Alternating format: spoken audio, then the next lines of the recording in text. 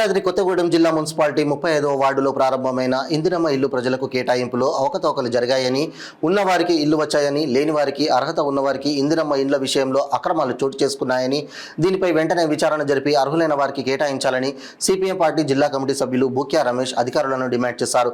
కొత్తగూడెం పట్టణంలో 35వ వార్డులో ప్రజలు ఎదుర్కొంటున్న సమస్యలపై, రేషన్ కార్డులు, ఇందిరమ్మ ఇల్లు తదితర సమస్యలపై స్పష్టమైన హామీ ఇవ్వాలని, దరఖాస్తులకు జాబితారీతంగా రసీదులు ఇవ్వాలని సిపిఎం జిల్లా కమిటీ సభ్యులు బూక్యా రమేష్ డిమాండ్ చేశారు. స్పెషల్ ఆఫీసర్ రవీందర్ మాట్లాడుతూ, నిజమైన లబ్ధిదారుల పట్ల ఇందిరమ్మ ఇల్లు రాకపోతే వెంటనే విచారణ చేపడతామని, రానివారు కొత్తగా దరఖాస్తు చేసుకోవాలని సిపిఎం నేతలకు హామీ ఇచ్చారు. ఈ కార్యక్రమంలో స్థానిక సిపిఎం నాయకులు ఎన్ఎస్ రాజు, హరి, గిరిప్రసాద్, బన్సీలాల్, సునీల్, రాజేష్ తదితరులు పాల్గొన్నారు.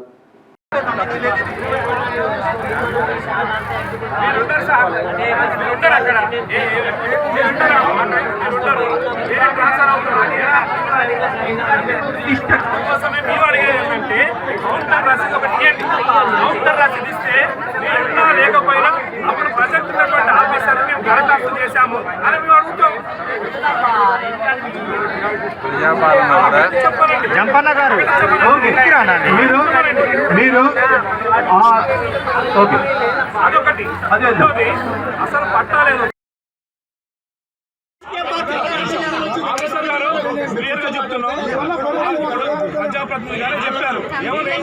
అధికార పార్టీ సభ్యులు మాత్రమే వేదిక మీద ఉన్నారు. వార్డు కమిటీ అంటే అధికార పార్టీ కాదు. ఇక్కడ పెద్దలు ఉంటారు, వార్డుకు పెద్దలు ఉంటారు. అధికార పార్టీతో పాటు ప్రతిపక్ష సభ్యులు కూడా ఉండాలి ఇందిరమ్మ కమిటీలో. గౌరవ ప్రజాప్రతినిధులు ఇప్పుడు 35వ వార్డుకు సంబంధించి జరుగుతున్న గ్రామ సభలో వినండి. మాకు రాజీ పార్క్ నుంచి మొదలుకుంటే సూర్య ప్యాలెస్ దాకా 35వ వార్డుకి సంబంధించిన ప్రజానికానికి ఇల్లు కట్టుకొని ఉంటున్నారు. వాటికి సంబంధించి ఇప్పటిదాకా ఇంటి పట్టాలు ఇవ్వలేదు. ఎందుకు ఇవ్వలేదు? వివరణ ఇవ్వాలి. అట్లాగే కొంతమందికి ఖాళీ స్థలాలు ఉన్నాయి, వాటికి ఇందిరమ్మ పథకాల కోసం దరఖాస్తు పెట్టుకున్నాం. అది సాదా బైనామా అని చెప్పేసి రిజెక్ట్ చేశారు. గవర్నమెంట్ ఏమో ఏదున్నా పెట్టుకోండి, మీరు ఎలిజిబుల్ అంటున్నారు. ఇక్కడికి వస్తేనేమో మీరు ఏమి మాట్లాడట్లేదు. ఖచ్చితంగా వాటి మీద మీరు ఖచ్చితంగా వివరణ ఇవ్వాలి. దానికోసం మేము సిపిఎంగా మిమ్మల్ని అడుగుతున్నాం. ఇక్కడ గొడవ కాదు, సమస్యలు అనేకం ఉన్నాయి ప్రజానికం. వాటి అందరినీ దృష్టిలో పెట్టుకొని మేము మీ ముందుకు వచ్చి మాట్లాడుతున్నాం. కాబట్టి వాటి గురించి వివరించి చెప్పండి. ఖాళీ స్థలాలకు సంబంధించిన ఇందిరమ్మ ఇళ్లకు ఎలిజిబుల్లా కాదా? ఎందుకు కాదు? మళ్ళీ పెట్టుకోమంటున్నారు. మళ్ళీ ఇంకా 2-3 సంవత్సరాలు తిరగాల. వాటి గురించి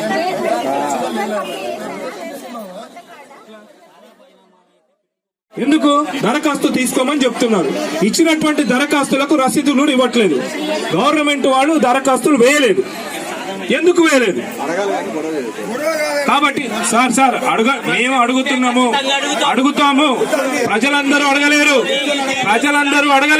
కాబట్టి ప్రజల వైపున మేము అడుగుతున్నాం. దయచేసి సామరస్యంగా ఉంటున్నాం. కాబట్టి ఈ అంశాల పట్ల స్పష్టత లేదనే మా అభిప్రాయం. ఎందుకు ఈరోజు దరఖాస్తులు వచ్చి పెడుతున్నారు. వాళ్ళకు రేపొద్దున మీరుంటారో లేదో తెలియదు. 1-2 నెలల తర్వాత వేరే ఊరికో లేకుంటే ఇంకో ట్రాన్స్ఫర్ అవుతారు. అప్పుడు వాళ్ళ దగ్గర జవాబుదారీతనంగా, రెస్పాన్సిబిలిటీగా మీరు ఇచ్చేటువంటి మున్సిపల్ ఆఫీస్ నుంచి కానీ, గవర్నమెంట్ నుంచి కానీ దరఖాస్తు చేస్తున్న వ్యక్తులకు ఎటువంటి ఆధారం ఇస్తారు? కాబట్టి అదొకటి. రెండో విషయం, ఇక డబుల్ బెడ్రూమ్ దరఖాస్తు చేసుకునే వాళ్ళు మాకు ఇల్లు ఉంది కాబట్టి మీరు అర్హత లేదని చెప్పేసి సర్వేకి వచ్చినప్పుడు చెప్పారు చాలా మందికి. కాబట్టి వాళ్ళకి అర్హత ఉందా లేదా, డబుల్ బెడ్రూమ్ ఇస్తారా లేదా? కొత్తగూడెంలో సిపిఎం పార్టీగా అనేక ఉద్యమాలు చేసి అక్కడ 75 గజాల ఇళ్ల స్థలాలు, డబుల్ బెడ్రూమ్ ఇళ్ల స్థలాలు ఇప్పించడం జరిగింది. వాళ్ళకు అర్హత ఉందా లేదా? లేకుంటే ఉంటే ఉన్నది వాళ్ళకి ఇచ్చేస్తామని ప్రకటించండి. ఈ విషయాల మీద స్పష్టమైనటువంటి దరఖాస్తు చేసేటప్పుడు మనకు రసీదు ఇవ్వాలి. రసీదులు కూడా వీరు ఇవ్వట్లేదు. అప్పుడు ఇవ్వలేదు, ఇప్పుడు కూడా ఇవ్వట్లేదు. కాబట్టి దరఖాస్తులకి రసీదులు, కౌంటర్ రసీదులు ఇచ్చేదాకా మీరు ఇక్కడ నుంచి వెళ్ళొద్దు. రెండో విషయం చెప్పండి. స్పెషల్ ఆఫీసర్ ఒక్క నిమిషం మీరు ఆగండి.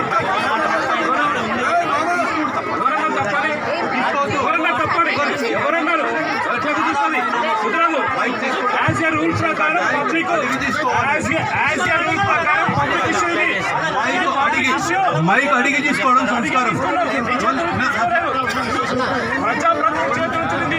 ప్రజాప్రతినిధి అంటే నేను చెప్పేది ఒకటి, నేను ఇష్టం అంటున్నా, నేను మాట్లాడుతున్నా అంటున్నా. నేను మాట్లాడుకుంటా మైక్ తీసుకోవడం చేసి డైరెక్ట్ ఇప్పుడు మీరు ఇది అనేసి ఎట్లా చెప్తారు?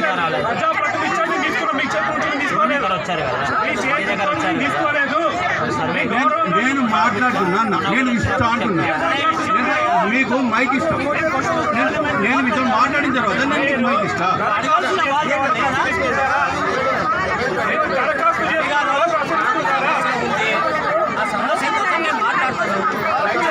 దయచేసి సమస్యని మనం ఒక పద్ధతిలో ఒకటి తర్వాత మనం మాట్లాడదాం. దయచేసి మనం పరిష్కారం తీసుకుపోదాం. మీరు కూర్చుందాం, మనం కూర్చుందాం. వెనకాల కూర్చో, దయచేసి ముందుకు రండి.